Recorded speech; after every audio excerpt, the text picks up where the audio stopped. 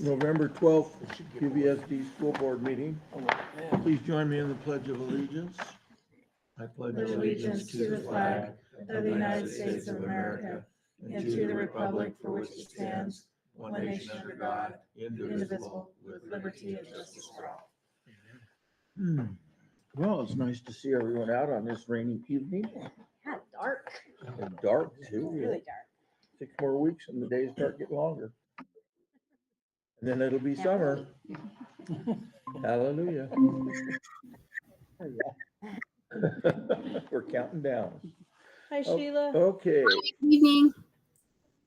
Oh, hi, Sheila. Hi. Myron, are you there?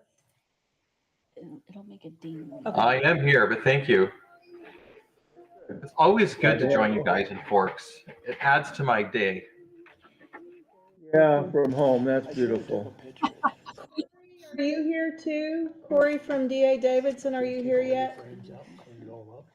Not yet. Okay. All right. First thing on the business on the agenda tonight is to approve, or the second thing is to approve the meeting minutes from our regular board meeting of October 28th, 2025. It needs a motion. I'll make a motion to approve the board meeting minutes of October 28th. I'll second it. Thank you. We'll just fly right to- okay. Are there any corrections or changes that need to be made to those minutes? No? All right. All those in favor then say aye. Aye. Any opposed, then say no. They are approved. Move right into the adopting agenda tonight. Is there a motion? Make a motion, we adopt tonight's agenda. Is there a second? I'll second. Thanks. Are there any changes we need to make? Additions to it? Deletions from it? No? All right, then all those in favor of adopting tonight's agenda, say aye. Aye. Aye. Any opposed, say no. All right, we have adopted that agenda. Public comments and questions. I would like to formally invite you guys. Did you sign up? I didn't. I'm kidding. Come on. The Forks Elementary School is having a math event tomorrow night Oh, focused on making math fun for kids. I would love to invite you guys to it from 5 to 6:30. It's going to be an open arena style. All of my grade level teams have a math game based on one of their grade level learning essential standards. So the kids will be learning how to play a game with their families on a grade level standard that they're working on. All the kids are going to have a game to take home with them afterwards, so they can continue to play games at home. The Quileute Tribe is sponsoring pizza for families. So once the kids play a game, they get a coupon to get pizza for their family. The Ho Tribe is sponsoring cupcakes for our cakewalk. Kathy is doing a math-focused cakewalk for the kids.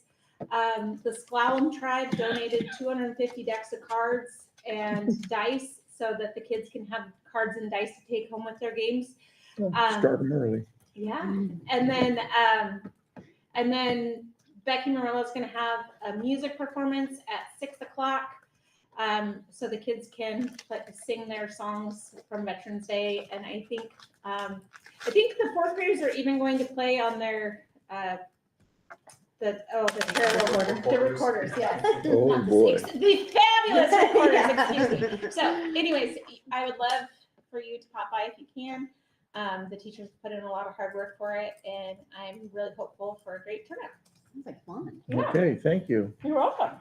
Anybody else out there in public/staff land? No? How about Nathan? Anybody in the ether world?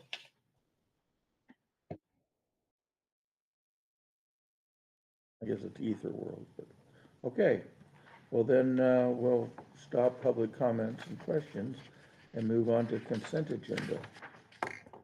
Is there a motion to adopt tonight's consent agenda? I'll make a motion to adopt tonight's consent agenda. Is there a second?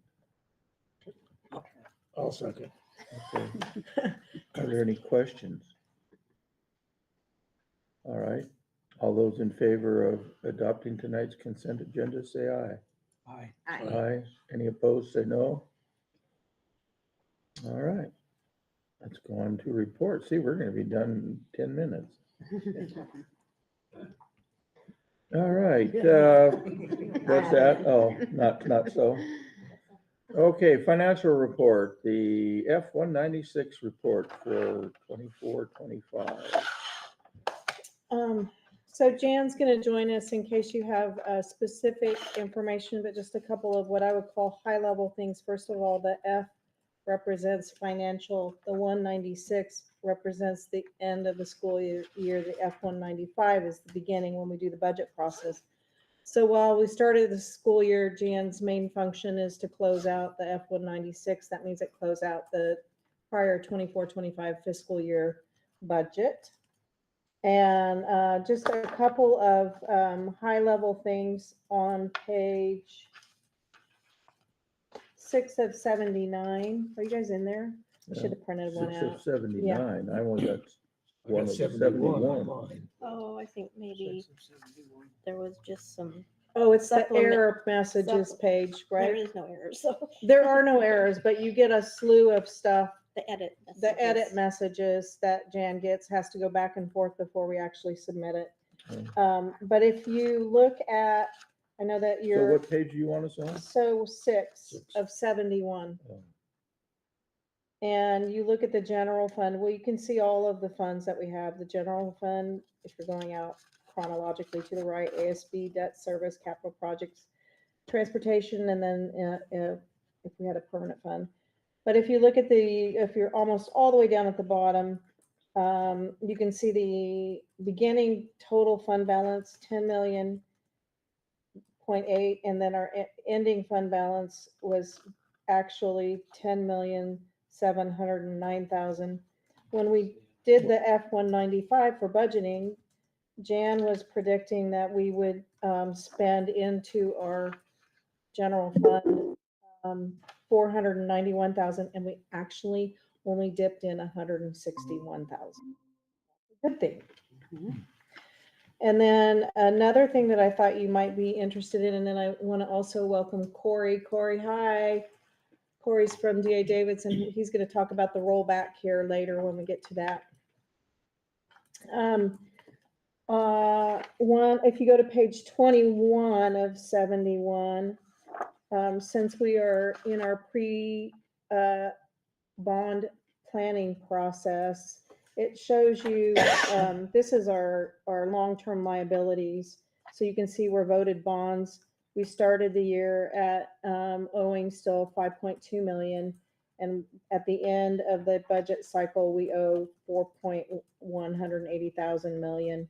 And so our yearly due is a little over $1 million. So we're getting close to spending that leftover 4 million down I don't see it on my sheet. on page 21 of 79, 71. Yeah. 20. Is that on page 20 for It's you? on- Why is it's theirs on page different than- 20. Okay, I'm Here's my not sure 20. why the front pages would be different. got I it. guess Yeah, it's on page 20 then. I'm so All right, sorry. Thank you. I'm so Yeah. sorry. I'm not That's sure okay. what's missing. But again, the good news is we're ending the fund balance with or more than what we were budgeted for. And again, I would like to thank Jan for being so mindful and watching everything we spend, and then doing such a good job tracking everything to make sure that we're not overspending.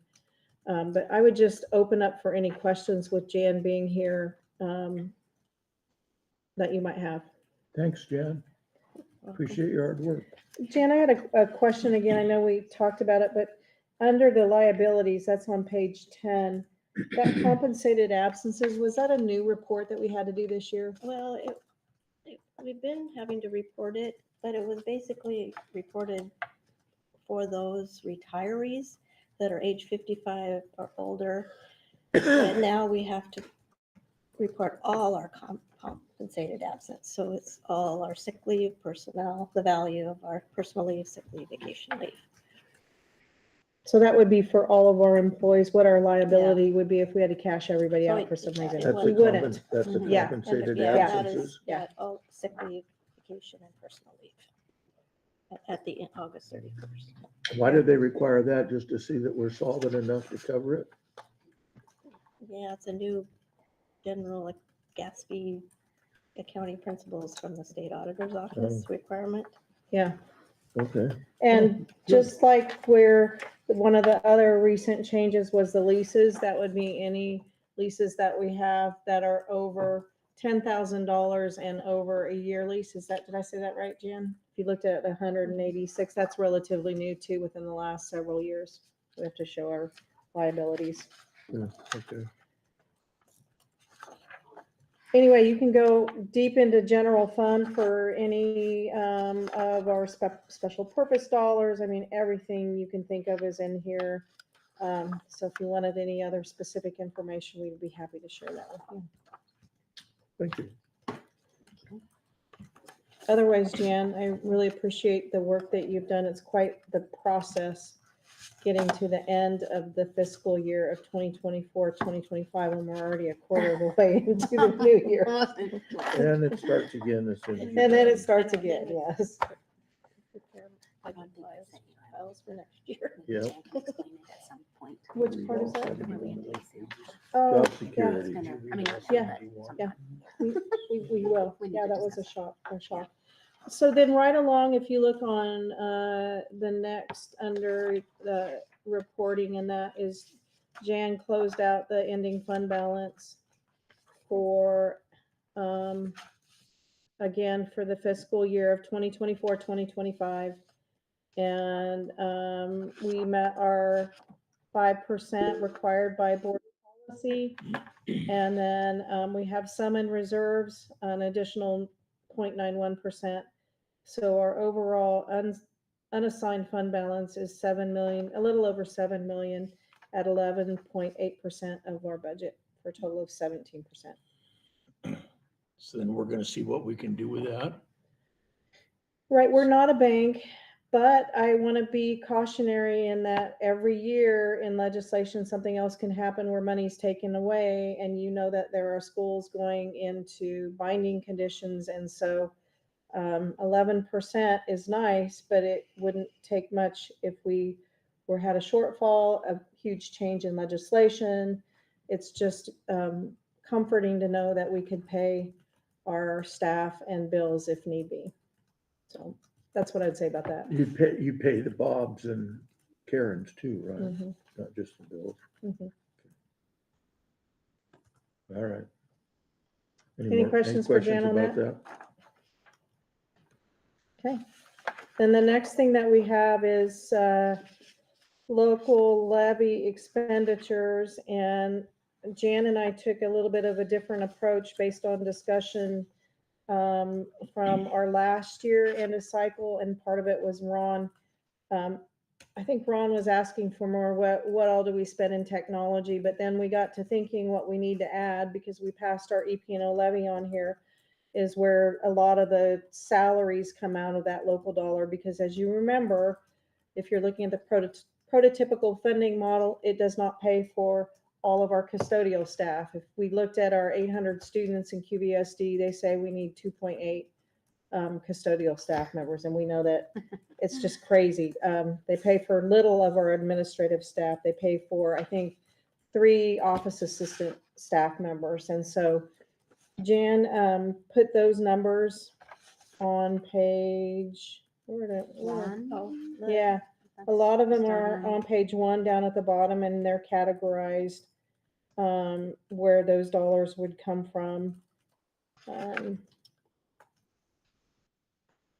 And again, that just is showing that our prototypical funding model does not fully fund our positions that we need to operate a school. I was just curious, there's a lot listed under the allocations, but they aren't matched by actuals. Right, and so when we build our budget, we do the best of our ability. We request budget requests from all the buildings, from all the departments. that wouldn't be covered by MSOC or wouldn't be covered by our prototypical funding model. Then we put it in the system. And so that might change throughout the course of the year. I'm going to try to give you a good example. Our ECAP food services, that's for night. Part of in order to get our ECAP funding, we hold monthly family night meals where we educate parents, and then they're a family style meal. I'm assuming we paid more because those costs went up, Because of, well, the adult meals, yeah. and the adult meals and everything Which went up. is- So we yeah. budgeted 2,000 and then ended up spending 6,000. Under ECAP teaching supplies, we didn't budget anything. I'm assuming that was also additional money that they needed for equipment. I'm going to go down to, let me find another one. Science consumables, 5 through 8. That's for our open science education program. We budgeted 6,000. We only spent 5,134. So it doesn't always equally match up, Okay, if that makes sense. sort of. Well, kind of like where you got the elementary music teacher, 111,000, Yeah. middle school teacher, high school teacher And then I kind of, allocated, but then you go to the next column, there's nothing until you get down to the, The lump sum. and I Yeah. lumped them, kind of lumped them all. She lumped together. them together this year. Yeah, like we'll probably take those out for this current year, the way we're doing it. We're kind of transitioning so we are more transparent with how we spend those dollars. And I don't think it's on here, but the technology is a lump sum of 429. You can see what our actual was, but Jan has that in a separate spreadsheet, pretty much allocated in the event that you wanted to see it. We'd be happy to share it with you. Ron had asked for it, I think, last year. So Ron, since you're not here, but when you do it, when they have an audit, then they want to see everything broke down where it went, or not necessarily. Well, they do receive these reports and they pull different expenditures out that They we have to submit things electronically. They pull, depends on what they audit, and mostly they audit our federal programs. Oh, they want the federal or the state programs. This is considered local funding, so it's flexible for our need as a school district. They generally don't look at this, generally speaking. No, they may pull it if they do a accountability and see a large expense. They may. Mhm. But for the most part, Yeah. they're more interested in our federal compliance and our state compliance. Okay, so we spent almost $2 million more than we budgeted. And that's because, That's only the way we put it in the spreadsheet moving forward. We'll go back now and change what we budget in there to match that local dollar. This is the first So year you will we've done change it this this? way. You'll This way. change this document? Yeah. for the current school year. Well, that seems a little shady. I mean, it's not very transparent. Well, we're switching over to where we've added in all of those personnel costs, which we didn't used to do. Okay, But it's really how we're funding them. And so those were never in the budget Okay, gotcha. that's the big difference. okay. And after going out for the levy, we clarified that in all of our communication. Except for, I We're- guess I missed it. And this was really for budgeting purposes only, Right. not for public. Right, But if we wanted to make this public, it's a real transparent way where you could show, you want to see every dollar of our local monies where we're spending it, here it is. At least in operations of the schools, not Okay, local well- dollars for our facility projects. so at the end, so 1 year's worth of, this is 1 year's worth of levy, right? Mhm. And we got $2.2 million. We got more than that. Then, okay, all right. We can, That We would be can- good to put on we can this. show you, we, to show remember, how we we ended collected up. approximately 750, actually Corey's over there, he could pull up the document really fast, but you don't have to, Corey. We collected 750 some thousand from our taxpayers, and then we received X amount in our Right, state uh, money. local effort assistance, yeah. Mhm. Okay, I'm good. Thanks. On this one, insurance and utilities, it says unfunded. And one of them's 373,000, one of them's 240,000, and that was actual expenditures. It's a portion of our insurance. Our insurance costs for us and Insight 781,000. And it A is year. a huge discussion at the state level because our insurance rates are increasing because they are seeing more activity of lawsuits and liability. And the state only gives us X amount of what they call MSOC, materials, supplies, operating costs. And it doesn't meet the need for all of the rising cost in heating, electricity,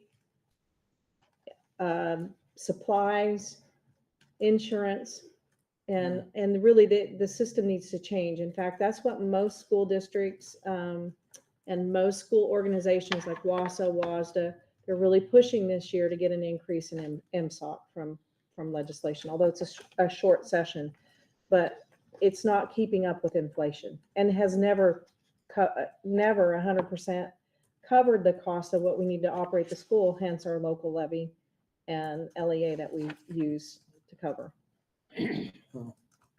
Isn't our insurance about 780,000? Did I hit it somewhere in there? That's a chunk. All right. Any other questions for Jan? Again, thank you, Jan. Really appreciate Good your job. work. Thank you. Yeah, she does a good job. I go sit down. You can go sit down. No, you need to stay there. Yes, of course you can sit down. Go stand in the corner. Okay. Levy, we did that. Leadership reports. The student attendance report. So, Hazel's gonna pull up a couple of documents. Currently, we have no students at the elementary that we filed truancy on. We're still waiting for a middle school report. I'm not sure why we didn't receive that yet. But for the Forks High School, they have filed on 13 students, and they either put them in, go to court, or they stay, and we try to do some more mediation. The parents come and agree to a plan to get better, and then after so many times, if they don't get better, then we send them into court. Doesn't this seem like a higher number than normal? Seems like it. Yeah, they're They're just getting on that at the beginning of the year to kind of shift.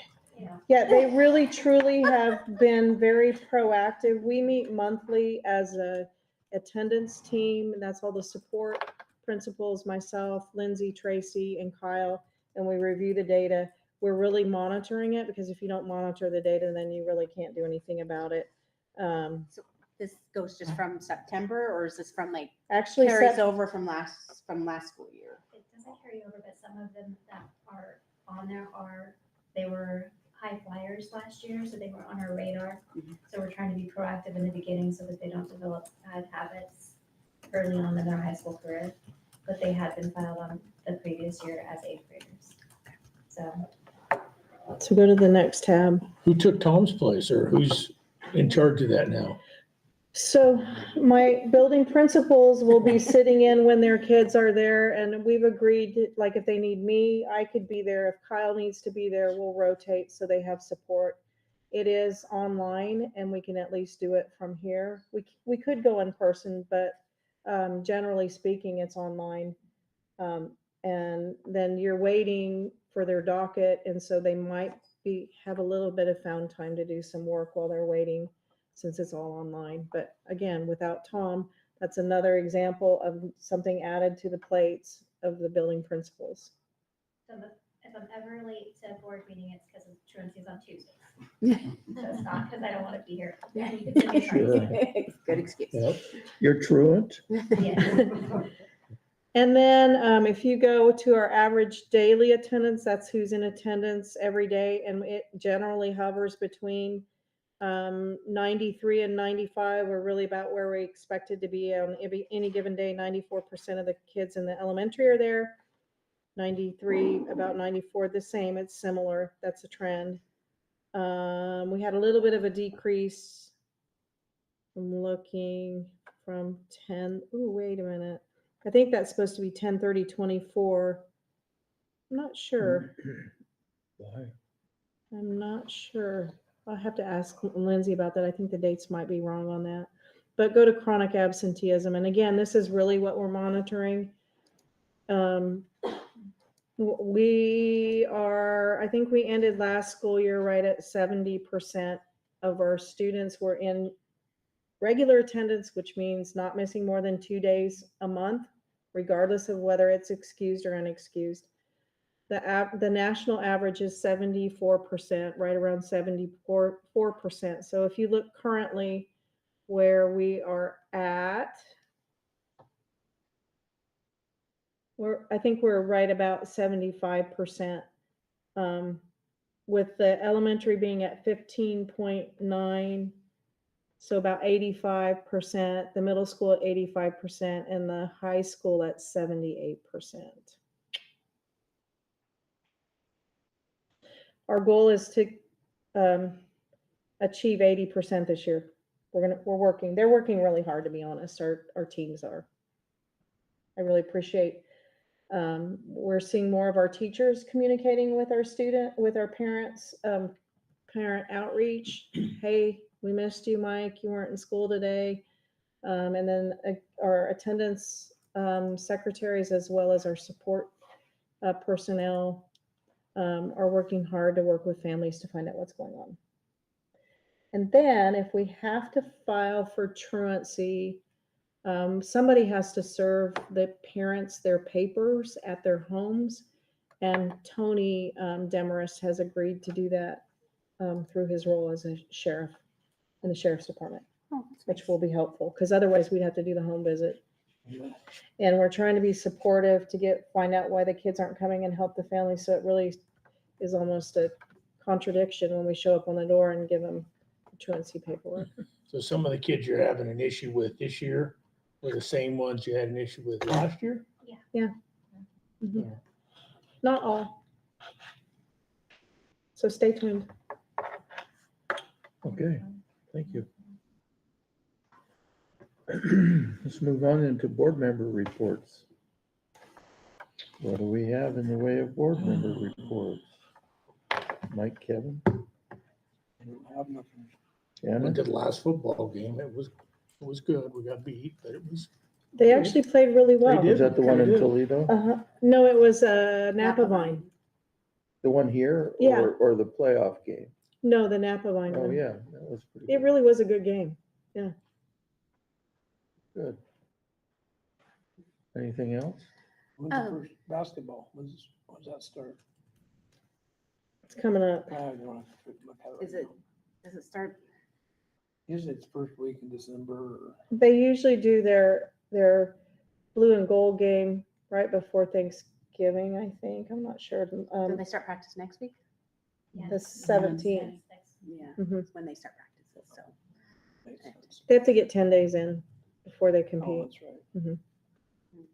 Yeah, I just want to say congratulations to all the teams that made it to district, so that's all. Yeah, I saw the PDN wrote up the volleyball team. Yeah, big Jen Leduc was coach of the year. Our girls were 3 of them received- were first team. we had 3 on first team, 3 on second team, but they also got the sportsmanship award.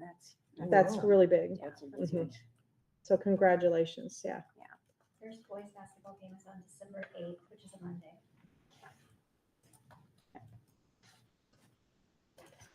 Okay. And Myron, report on. Yeah, so the only thing that I was going to add here is, we just continue to see growing enrollment in our school. We're about 80 kids above every grade level at this point compared to last year. We're continuing to enroll, continue to start kids. We're doing fairly well, I think, overall. our CT director actually today was at a expo for a Chamber of Commerce, and she got some great interest in our school as well. So we think that's going to also potentially help expand the reach of our program. So we're very excited. Good, thank you. You guys are doing good work. But I know Diana tells you that all the time, so. Hear it from the board. Okay, thank you, everyone. Don't forget the math event tomorrow. And let's move to unfinished business. First up is resolution 3-25/26, the rollback of general fund excess levy for 2026. So- And Diana, go ahead. Yeah, we were originally gonna do this on the last meeting of the month, and then we learned that the county needs it sooner to certify our rollback. And so I have Corey from DA Davidson here, who's our numbers guy. He and I have been working together. Thank you, Corey. Are you there? Can you hear me okay? We can hear you. Perfect. Awesome. Thank you for being here. You bet. Do you want to say anything to set the stage, or do you want me to dig in? Well, I think I'll set the stage. I'll remind you guys of our discussion about 2 board meetings ago when I said that because of the timber assessed value and the property increases that are collecting, remember the voters certified that we would collect $1,510,000 for 2026, 2027, 2028, and 2029. And on the voter approval, it said there's an estimated rate of $1.50 per thousand. Correct. Well, because these numbers changed and we don't know what they're going to be, and it's an estimate. Now, if we look at collecting 1.5 million, 10,000 in 2026, we're looking at $1.71 per thousand. And so I just asked the question of Corey, if we were going to roll back and say, we're going to keep we can roll back legally, and we're going to keep it to $1.50 per thousand. And the reason we want to keep it to $1.50 per thousand, as close as we can get, is that maximizes our local effort assistance that we have coming to QVSD because we're property poor. Those are monies that you are already being taxed for. So if we don't maximize that $1.50, the money you're already being taxed for at the state level is going elsewhere. So we want to try to keep as much money that we're being taxed for in our community.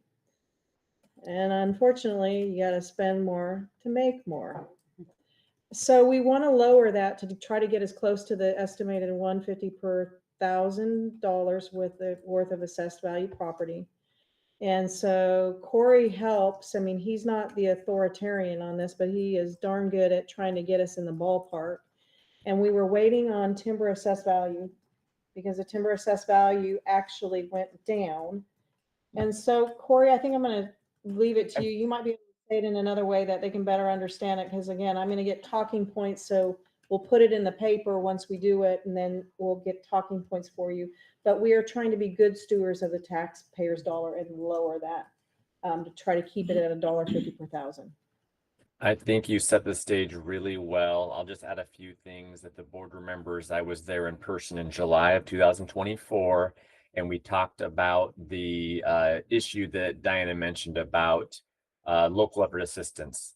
And I know you mentioned being property poor, we're eligible for state matching funds. So we all pay these state taxes. The goal was at that time is to try and get that money back into the educational programs instead of leaving it there in Olympia. You're still getting a good amount from the state, but it could be more. So we've been leaving a little bit on the table. I will change my language a little bit too. I think you are not property poor. You have some of the most beautiful property in the world. It's just your industry poor, right? We don't have Boeing, we don't have Microsoft, we don't have Amazon in our backyard. I'm not trying to correct you, Diana, but it's pretty special in your neck of the woods. And I hate that the law actually does say property poor. That's what the RCW states. And to be eligible for all of your local effort assistance money, you must have the local skin in the game of a levy that is taxing at least $1.50 per thousand. And if you recall, we're at 84 cents today. So we're leaving just a little bit less than half of that state money in the table, which in today's dollars is almost $2 million. And this is a common occurrence across the state where schools are having a hard time keeping their taxes at $1.50 because property values have been going up. Another thing to note is that you asked for this levy in February of 2025. You significantly increased the amount back to where closer to where you were before. A lot of information, a lot of things changed with the McCleary bill, and you got over 60% yes vote. So that's just another thing that is really important to Diana as we spoke with her and Jan, is to maintaining that community trust. We thought it'd be $1.70. We had to see into the future on what property values would look like, what timber values would look like, and timber values plummeted. Your property values are still going up, nice and slow, 3 to 4%. They didn't boom like they did during the pandemic, so they're kind of leveled off. But your timber values dropped over $100 million in 1 year, and it's not certain if they're going to drop again this year because of timber yield, and there's just so many unknown factors. So Jan, Diana, and I got together and we tried to put our super sleuth hats on and try and forecast things.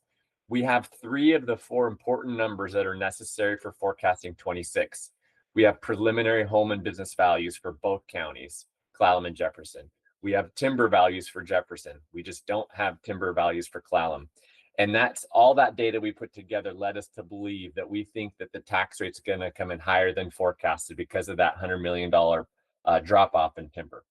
So with that being said, to be good stewards and to tax just the minimum amount necessary to maximize state funding, Diana, Jan and I ran the numbers this morning, and we think a rollback of $125,000 would get us close to that $1.50 number and not jeopardize any state funding, but also give some tax relief should we not do this action as the board tonight. So the reason that this is a formal board action is because the board adopted a budget in July that you would collect the full amount. So this is going to have a budgetary impact.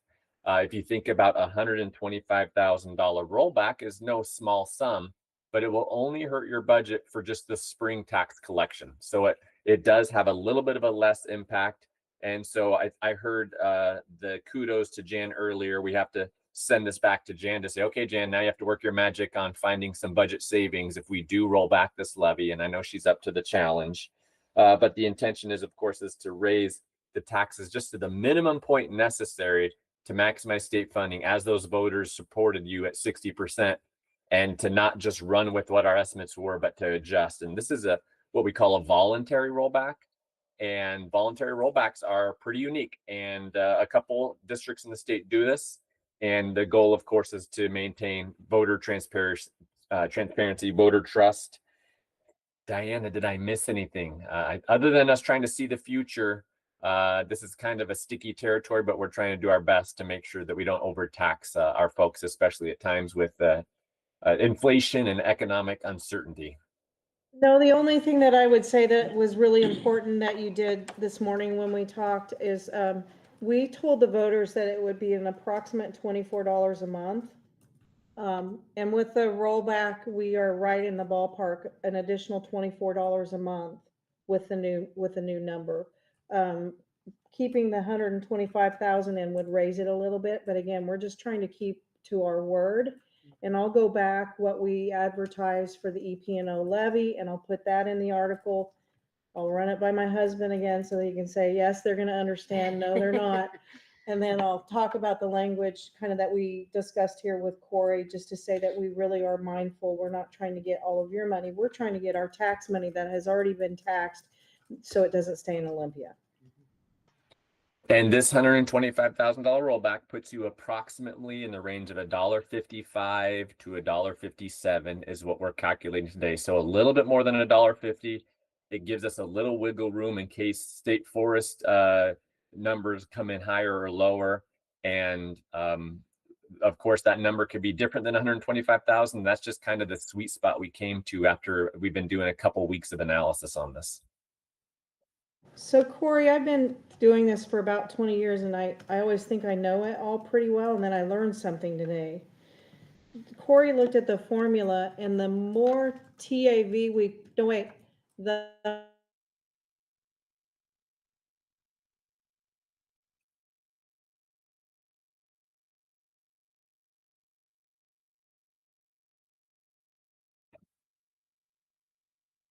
Hazel, just a note that we can't hear Diana. It looks like we lost a connection. I'm not sure if you can hear me out there, Hazel.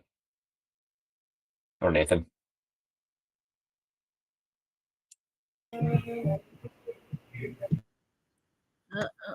There we go. Uh-oh, There we go. uh-oh. Okay, I can they're hear back. Hazel now. Yeah, they're back. Coming from my laptop. Hold on. Um, Power Okay. outage. No. Okay. Well, it should be coming through now. Can you hear me now? Yep, it's perfect. Corey, can you explain to them what you explained to me about when we have a higher per thousand worth of collection, that we get an increased TAB, we get increased timber dollars, is that? Yes. So let's talk about it from a high level perspective. You are each year the county is analyzing the amount of yield and the amount of revenue forecasted to come into that county school districts. And then they have to consider what's the method to distribute that to each school district. And one factor in the model is what your percentage of your tax rate is compared to the overall picture. So if your tax rate is 50 cents and everybody else's is 50 cents, you all get equal share. If there's a school who has a dollar rate versus somebody has 50 cents, they'll get a higher share. And that is directly correlated to the size of your tax base. So there is a portion of the model that says, if you have, for example, let's go on the far extreme. You have a bond right now, and that bond goes through the year, I think, 2028. Once you no longer have a bond and you don't run a new one, you will no longer get any timber in the debt service fund because your tax rate is 0. If you pass a bond that's the same tax rate, you might get the same tab each year, depending on the yield each year. The yield adjusts. So what your piece of that pie looks like depends on your tax rate to a certain extent. So there is some benefit right now, in addition to LEA, to going back to $1.50 of a local levy, because your share of the pie will become a greater slice of that pie, unless every other Clallam County school and Jefferson County school also increase their levy, then it'll all adjust with proration. And we could actually look at those numbers and compare, Mhm. but it will be to our benefit where we're gonna be this year, so. So that's one thing that will actually help us in the offset of timber yield going down, is that your levy now is a larger levy, and so you get more share of the timber pie in 26. Clear as mud. So also the other thing, will the 125,000 minus, I think for the spring, they, that'll be 80,000 less, and in next year's budget, I might have this backwards, but we'll have a smaller portion.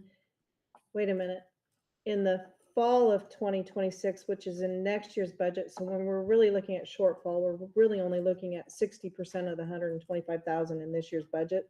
So Jan will easily be able to say, here's where we can save those dollars so it doesn't impact our overall fund balance. Great. It's all clear as mud. Thank you, Corey. Yep. Good luck with your decision making tonight, everybody. See ya. Thank you. Thank you. Appreciate you. How did things play out last week or in this election we just had? Between what, Forks had a few things on there. My understanding, I haven't looked at it lately, but the county can do a 1% increase. What do they call that? Excess lid. And I don't think it was passing. And then the Quileute Valley Recreation and Parks for the EP&O levy for the pool it wasn't passing the last time I checked it. It was close, but it wasn't, I don't know where it is today. I didn't see, I think certification is tonight, but it wasn't passing either. So. Anyway, so I would recommend that we move forward with we rollback. talked about this, so. Voluntary rollback. I learned a couple. Yeah, I wrote that down too. Mhm. And I found that interesting that not very many school districts Mhm. do that. No, because they don't want to give any money back. Mm-hmm. Yeah, but I Once you feel have it, it's, we need to. Mhm. okay, sounds good. Well, regardless of whether you agree at this point or not, we do need a motion to Resolve Resolution 32526, rollback of general fund excess levies. Is there a motion? I'll make a motion, we approve resolution number 03-25/26. Second? I'll second it.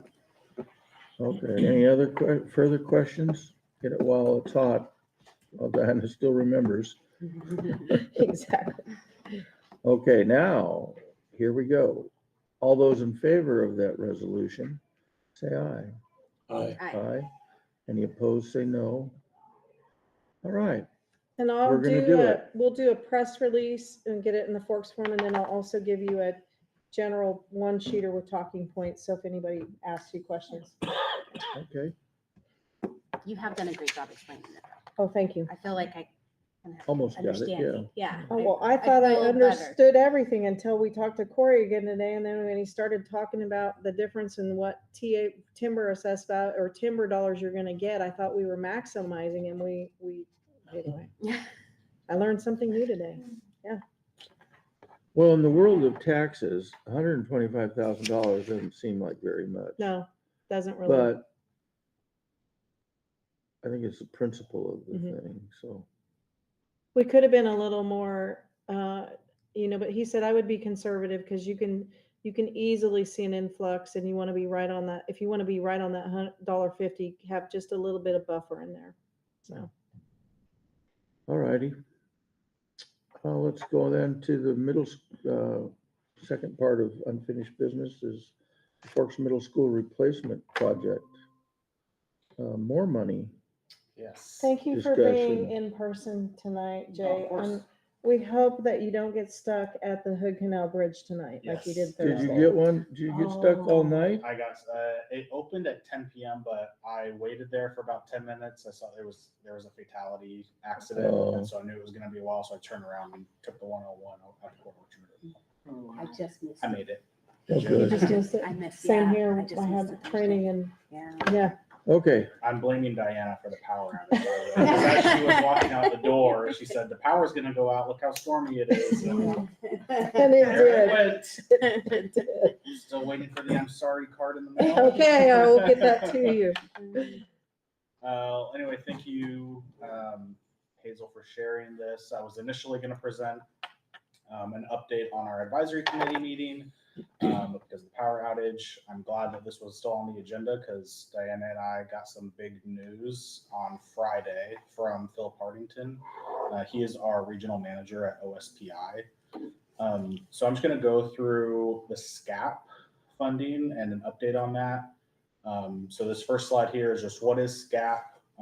You all may have heard it as called as state matching. I like to use quotes because it's by no means a dollar for dollar match, but from their website, I'm just going to read their definition. The School Construction Assistance Program provides funding assistance to school districts that are undertaking a major new construction or modernization project. Projects must meet eligibility requirements. That last sentence is essentially, it needs to be at least 30 years old, past if you received funding on it previously. So as an example, you would not get funding to replace Forks High School because this is not 30 years old. Next paragraph, school districts are responsible to secure local funding for construction projects. If eligible, the state provides partial funding based on formulas, allowances, and costs related to certain aspects of construction project called recognized project cost. That paragraph is all about you need to have skin in the game. Essentially, you can't just take the SCAP dollars. You have to put in so much to then receive the quote unquote match. Next slide, please.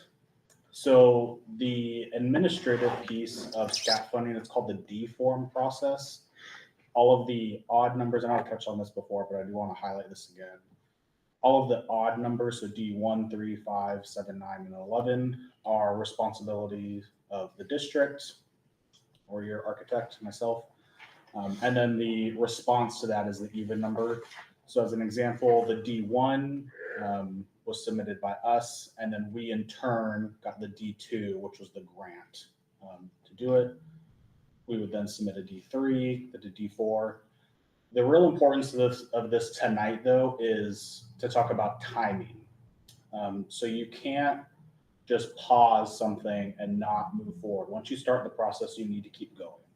So after you get your D2 or your study and survey has been reviewed and approved, you have 6 years to do your D3. Once you've done your D3 and you receive your D4, you have 1 year to do your D5. And then you have 1 year between D5 and D7. You have 3 months between D7 and D9. Between D7 and D9 is basically just the bidding process. The project is done. D7 is all about the area analysis, the construction documents, and then you get your D9. Once you have your D10, which is the approval of the D9, you then have really years to finish your construction project. You don't want to take too long because really the longer you wait, the less money you could have gotten had you waited previously, and I'll get into that in the next slide. But the D11 and 12 is really project closeout. So this is saying the contractor is finished with their work. We required 5% retainage to make sure that they finish their work. They've submitted all of the documents. The D11 is actually titled Release of Retainage. So once that is done and approved, it's sent to OSPI. They then give us the D12 that is approved by the board with a resolution, and the contractor then gets paid and the project is officially closed out. So next slide, please, Hazel. So from D1 to D12 takes approximately how long? So from D1 to D3, you have 6 years. So it's- outside of D1, D3 to D5, there's 1 year. D5 to 7, there's another year. 7 to 9 is 3 months, so call it 2 years, 3 months. So if you stretched it out, but if you consolidated it and got it going quick, you're moving right along. Yeah. So I'm just going to highlight 4 slides from the D1 study and survey that my firm did, and consultants as well. These are just 4 of about 100 parts of the presentation. This is all about Forks Middle School. So the real key is the bottom right of the sheet that you have here, and that's the square footage. So Forks Middle School is broken up into 4 buildings. Thank you, Hazel. There's a main building, the annex building, which I understand some people also call the ILC, the gymnasium, and the covered play. And those are broken down in square footages that you see there. And then the next slide, Hazel, is merely a quote unquote floor plan. It's not really a floor plan of the annex building. There wasn't one available. So that's what was provided. And then the one after that is the rest of the school minus the annex building, because that was provided before. You see the main building is broken up into 3 parts. There's an original building, the 1989 edition, and then the library. And then Just so you know, Yes. your gym and covered play area are mislabeled, aren't they? No. Yeah, No. No, yeah, they are. no, they aren't. Covered play is where the gym is. That's what I was No. thinking. Yes, it is. The gym No. is like. Right behind the middle. annex building is the covered play area, It's right behind the library. right? where it says So gym if is you, at- Well, on my picture, if you walk out the door by the library, you go to the covered play area. Mhm. And if you Mhm. turn right from the covered play area, you go to the next annex building. what one are Because you there's- looking at? Are you looking at that He's one? looking at the photograph. Photograph, the first Okay. photograph, Go up one more. just, Oh. it's no big deal, Oh, on the but photograph, okay. Yeah, might see where it confuse says covered somebody. play area, that's not the, I was looking at the other one. and that's not the gym, that's like, That They was are merely- reversed. Got it. That was merely a graphical, so it would fit on the sheet. oh, They don't really care about Okay, the location of it, but yes, thank you, Bill. sorry. That's fine. I thought it was I do want to right note, because you brought up the covered play, covered plays, I've mentioned before, they only get half Half credit for square square footages. So your covered play is actually 5,400 square feet, but OSPI counts it as 2,700 square feet of instruction space.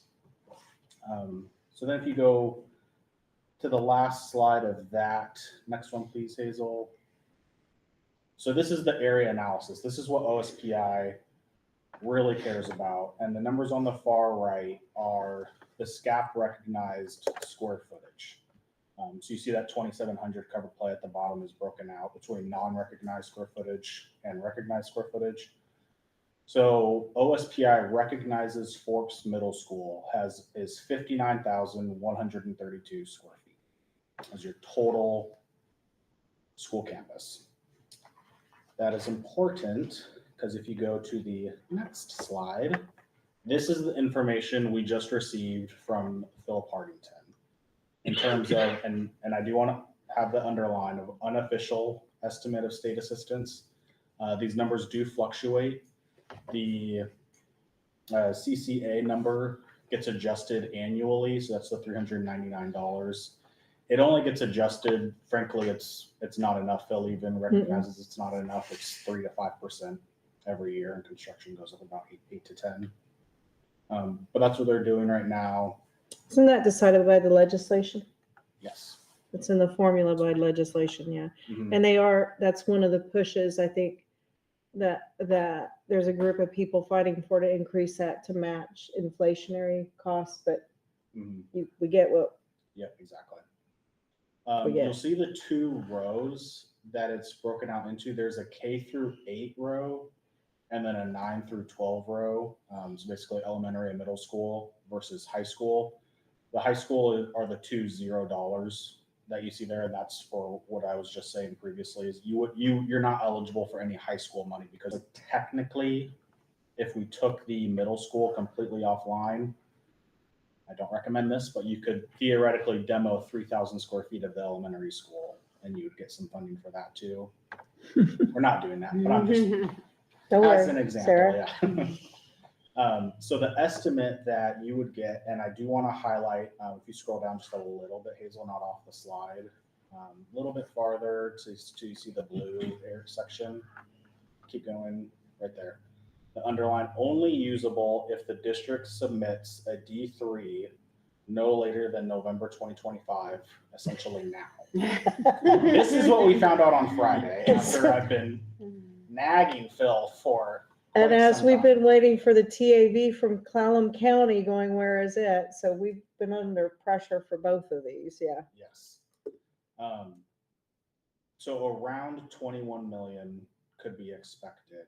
It's more almost 22 million, yeah. Yeah, if all square footage was taken into account, and I have numbers for just the middle school as well, which doesn't account for the 3,000 square feet that's not being accounted for.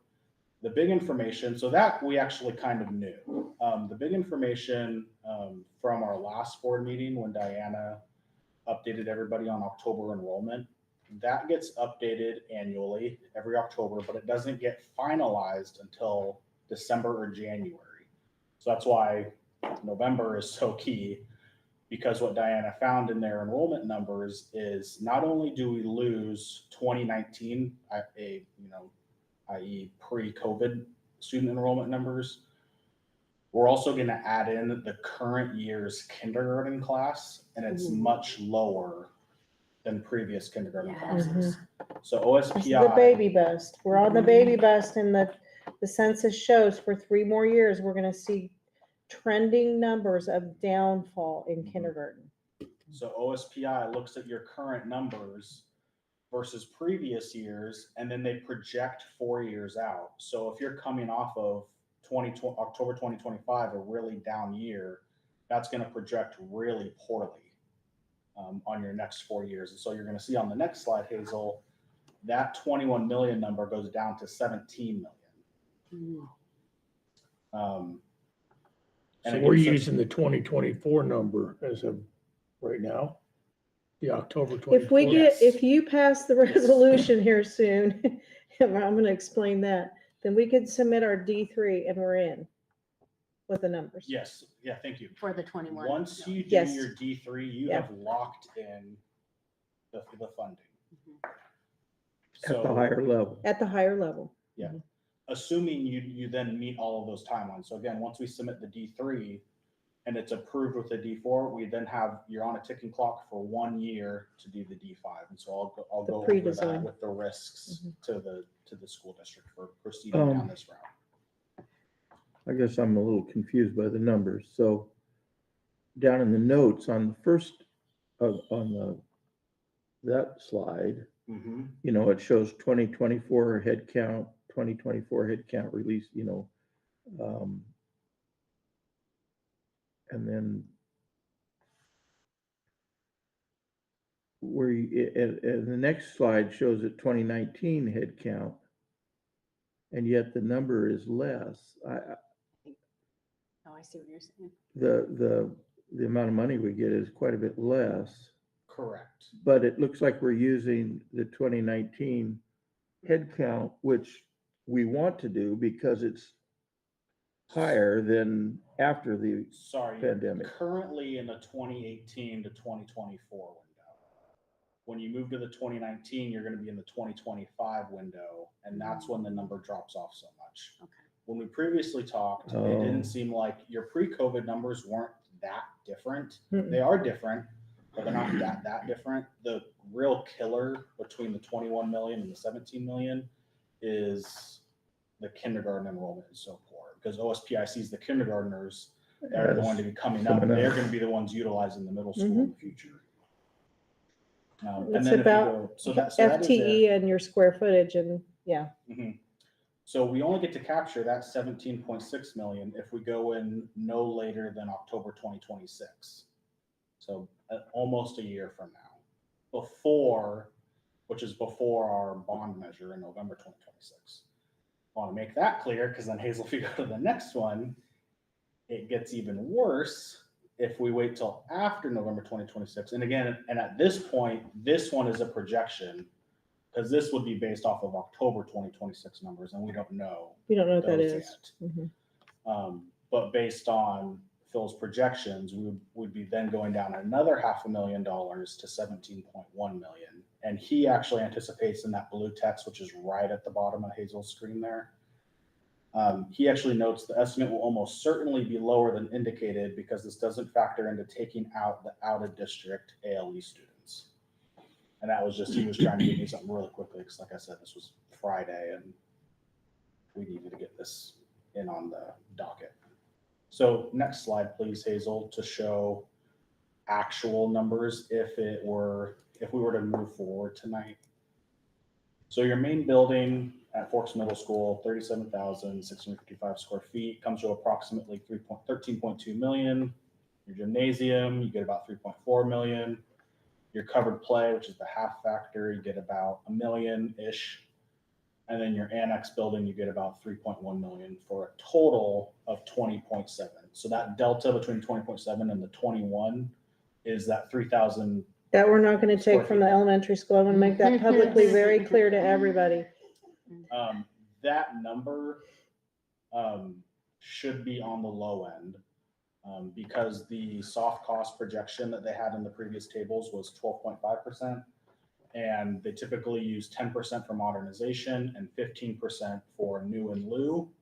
And so they just do the 12.5 for the unofficial estimate.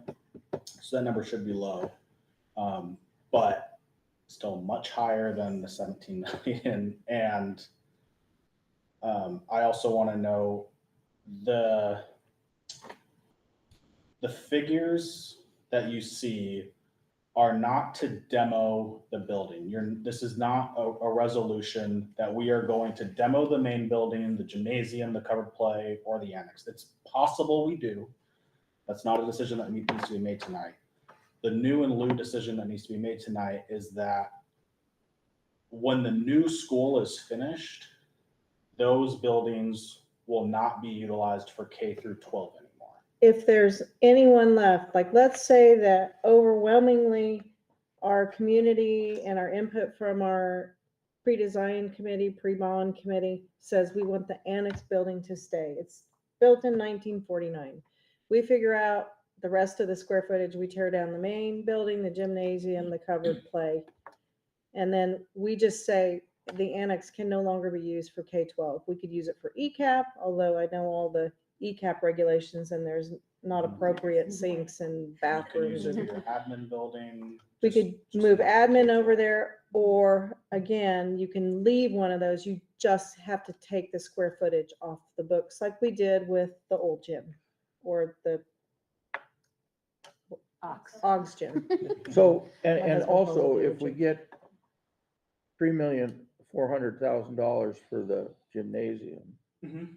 we want a bigger gymnasium. Yep. It doesn't lock us in.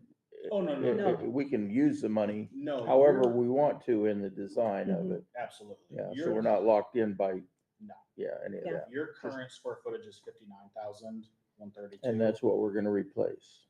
You'll buy more than that. Yeah, you'll probably have I don't know, we haven't done our ed specs, but a 70,000, 80,000 square foot school. And It- part it of that- doesn't- It doesn't, that's a good question. Your 9,700 gymnasium, they don't care if it's a 5,000 square foot gymnasium or if it's a 20,000 square foot gymnasium. It's that It's what 9,000 they're square feet of replacing. gymnasium is going away. Yeah. It might be that we need fewer classrooms, but I do know the specs have changed that are required for us to build bigger classrooms than what they were. Mhm. Were probably when this was constructed Yeah. in Right. in the Well, it'd be fifties. interesting to see, yeah. Yeah, you're only seeing the breakdown of buildings because that's how Forks Middle School was built. And this isn't a good example because this was done in 2 phases, but in the new Forks Middle School, when it's all done, that would be one line item. It would just say Forks Middle School. In 30 years, 70,000 square feet comes to approximately, you'd get 35 million at that point. I don't know. Okay. All right, so I'm sorry. you Yeah, finish. a couple more slides. This is really to summarize. So what needs to happen to complete the D3 form requirement? So complete the online D3 form, which I've already done. The school board needs to have a resolution for authorized signature. This just gives Diana and whomever, I think Bill Henderson, the authorization to sign the D forms on behalf of the school district. That's all that resolution is for. And then the QVSD board, number 3, QVSD board resolution to accept the new in lieu option. And then this, again, just certifies that the board agrees that none of the existing buildings on the Forks Middle School campus will be utilized for K-12 instruction after our new building is complete. To be clear, it can still be used for admin or pre-K, just not K-12. So I'm not making any promises that the buildings are staying, that they're going. It's merely they won't be used for K-12 once we're done. Oh, and then the last line item we talked about, once the above items are complete, QVSD quote unquote locks in their funding and OSPI releases the D4, which is the acceptance of the D3. And then this also starts a 1-year clock to submit the D5 form, which requires a completed SEPA plan. So last slide, sorry, bear with me. I'm killing Bill's 10-minute. No, you're fine, you're fine. So QVSD risks and the reward. So the risk being, if the bond doesn't pass in 2026, the 1-year window after the D4 form is sent by OSPI, which accepts the D3, will expire and the funding will need to be reevaluated on the basis of the then current enrollment numbers. That basically just means we lost out on the 20+ million, we now go to the 17 million. The next one, if the bond never passes, which I don't foresee happening, but if it never passes, QVSD will have spent the fee for completing the SEPA process. For context, this was roughly $60,000, $12,000 for the SEPA checklist and $48,000 for the geotech report for the athletic fields. And I'd anticipate it to be the same for the Forks Middle School project. The reward for the $60,000 spent is an additional approximately $4 to $4.5 million of SCAP funding that alleviates the burden on the local fund from taxpayers. That only comes if we don't pass the bond ever? That 4.5 million? I didn't quite understand what that money is. Oh, no, the reward, it was just the delta between the 21 million and the 17 Oh, million gotcha. of getting the D. It's the timing Sure, of the everything. time, it's all about timing. So Yeah. I just wanted to put this up here to not make it seem like we have to, there's a little risk. I mean, there's $60,000 that needs to be spent for AES, who the district hired directly for the Forks High School athletic fields, and I'd recommend doing the same because they. And then save that markup. SEPA goes away, and if we started the process again, we'd have to go through the whole thing again, right? The SEPA is good for a couple of years. Okay. But it's that the D3 will have lapsed. Okay. And you have to redo your D3 and then. And they that's where we lose recalculate the it. enrollment. Exactly. This might be a dumb question. What is SEPA? SEPA is, State Environmental Protection Act or something like that. Yeah. Something like, I don't know that it's state, it's something like that. It might be state. and we file it with the city, Mhm. and then they send out a report There's to like all a- the neighboring, like when we did the high school, what we got back on the SEPA was the maple trees, not cutting down the maple trees. You're gonna see a SEPA for the athletic. Everybody fields gets probably to next week. comment in this area to say, what issues do you have if we tear down and build a new one? You have to get through that process. So this money covers. Well, they come in and they come in and they assess drainage and all Yeah, so kinds of stuff. There's also a cultural resource study that was done as an example on the athletic fields, where they did like 30 holes. They checked for the infiltration of the site, making sure there's also in your Forks area specifically, there's a cultural resource. It's like a human remains discovery report that needs to be done. A whole slew of things in there. So- That covers. Mhm. You said that the SEPA would check with surrounding Mhm. uh, It essentially neighbors. puts the Would neighbors would on there be notice like, for the project. would that's there be happening. like hearings or will there be, I mean, does that deadline, It's a or that 30-day process- comment period. a comment period? Mhm. And then do they, and then SEPA evaluates those comments? No, The city. the city does, City but it's does. called the State Environmental Policy Act. Sorry, yeah. That's okay. The same thing they did with that little cell tower they were trying to put up. Mhm. Yeah. Mhm. What was it called? The state Environmental policy. environmental policy? Mhm. Yeah. Okay. That was it. That's finally the end of my. Okay, so if we sign off on that resolution tonight, when does Diana sign the D3? Tomorrow? Could be tomorrow, Friday. Is it? By the end of November. Is it produced? Yeah, D3? yeah, I finished it. It just needs to be signed. And then that's when the Okay. clock starts The clock starts when we get the D4, which approves the D3. Yeah. from And so- OFPI. Mhm. And how long does that take? The D4 in a couple of weeks, Okay. if that. Until it gets to the top of somebody's inbox? Yeah, the SEPA honestly will probably take place during the summer of 2026, just with everyone having to go out and do all the infiltration testing and the Forks weather that we have here. So, Well, now's the time to check in filtration. yeah. So as an example, we're doing the SEPA's going out. We're sending it in this Friday for the Forks Athletics fields. It'll be sent to the surrounding neighbors probably next week, I would assume. We've given a 3-month timeline for SEPA for that project, just to make sure we get through it in case want to plan if there is some major comments that need to be addressed and we need to pivot our design. Rod Fleck at the city is like, this is usually like maybe a 2-month thing, but we've given ourselves an additional month. So even doing it right when school lets out in June, we'll have plenty of time to do Okay. the D5. So Alright. the SEPA review process helps agency decision makers, applicants, and the public understand how the entire proposal will affect the environment of that area. And that would seem like it would invite a fair number of comments. It could. I with know, the, you I know we traffic had some patterns and stuff. challenges with when we did this because of all the maple trees that were lined. Sure. And part of what they had to redesign then was the replacement of those trees along Spartan Avenue. And lighting was an issue. Someone commented on lack of lighting. Can't even remember what else, but we had some issues. How did we address them? They It's addressed been how they, redesigned.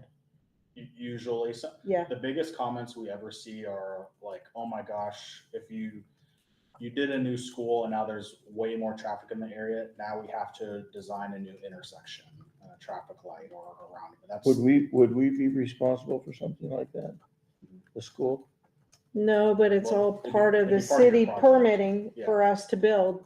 Mhm. I mean, they would have to take, we have to meet, when we build, we're gonna have to show that we have X amount of parking Yep. anyway for the public. Right.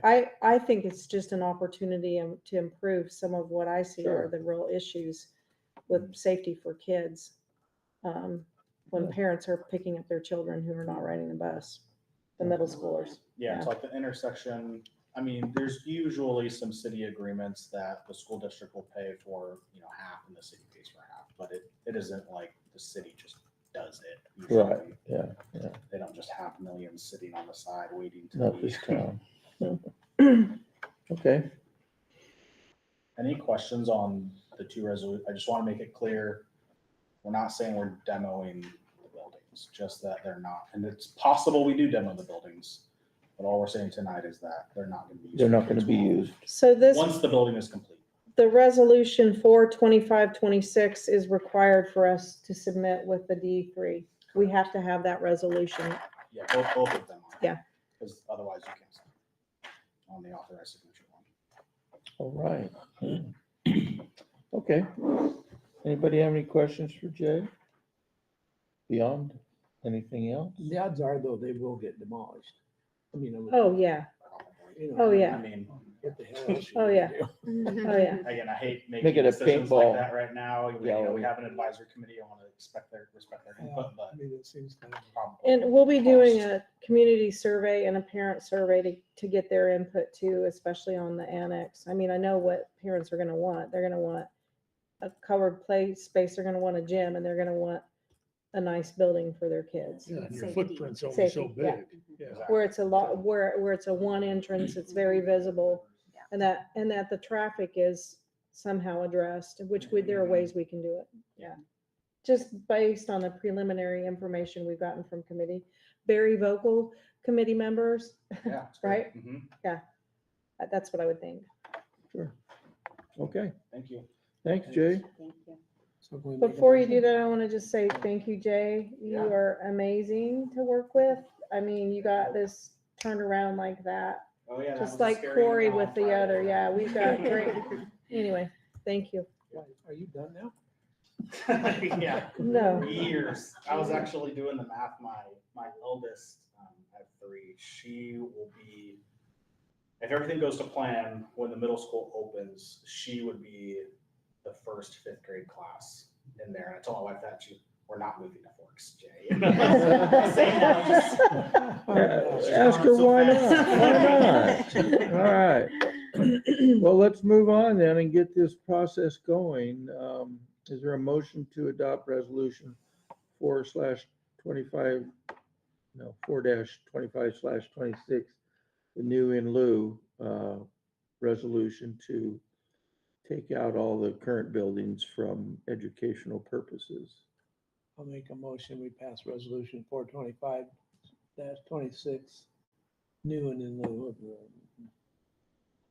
I'll second. All right. Last chance for questions on this one. All right. All those in favor say aye. Aye. Aye. Any opposed, say no. All right. Mm. Do we have to have two motions on that one? Well, there's one to allow Diana to Oh, sign the first one. But I realized we used a template. Yes. Hang on, I'm Just fixing typing. it really quick. Uh-huh. that's weird. There we go. Okay. What do you mean you used a template? We got a template from Phil, and I just realized that we didn't have the right school name in there. It's correct now. Okay. Well, that's good. All right, is there a motion then to adopt resolution 5-25/26,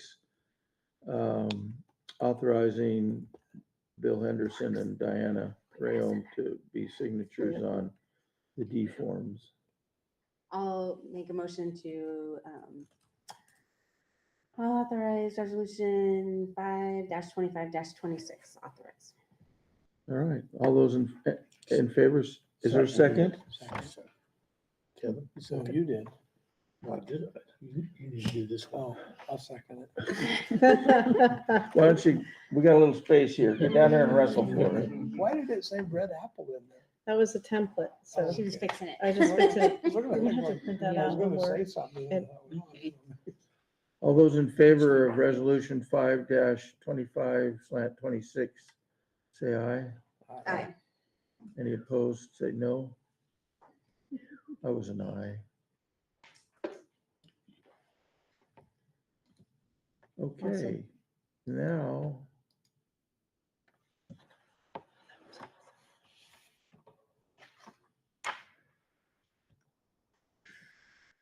We have an executive session to discuss a review of public employee Yeah, thank you. performance.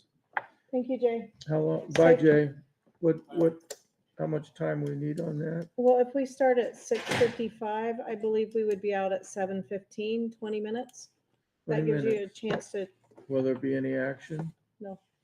No action. You're all welcome to sit here with Hazel, or you can go can you home, print that? or wherever it I is you wanna already go. Printed two of Thank them. you. Sarah, But Thank you for coming. Thanks for, all the grades or thanks just for everybody's K4? hard work K4. out there. Keep going. It's I'll almost combine the Christmas morning. time. Hey, thank you guys. Have a great evening. Yes, have a good evening. You too, bye. Thank you. Bye. did you say no action was gonna be taken? Yes. Okay.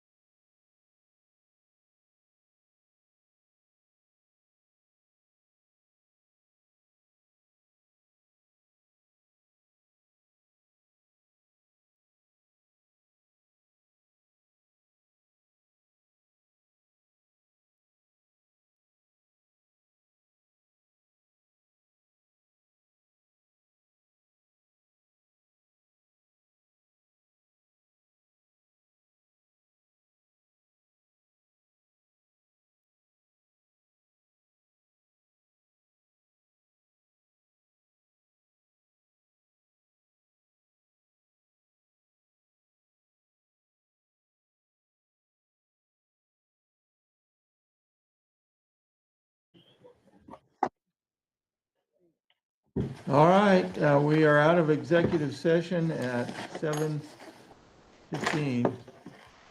And there's no action to be taken. We are adjourned. Thanks, Nathan. Just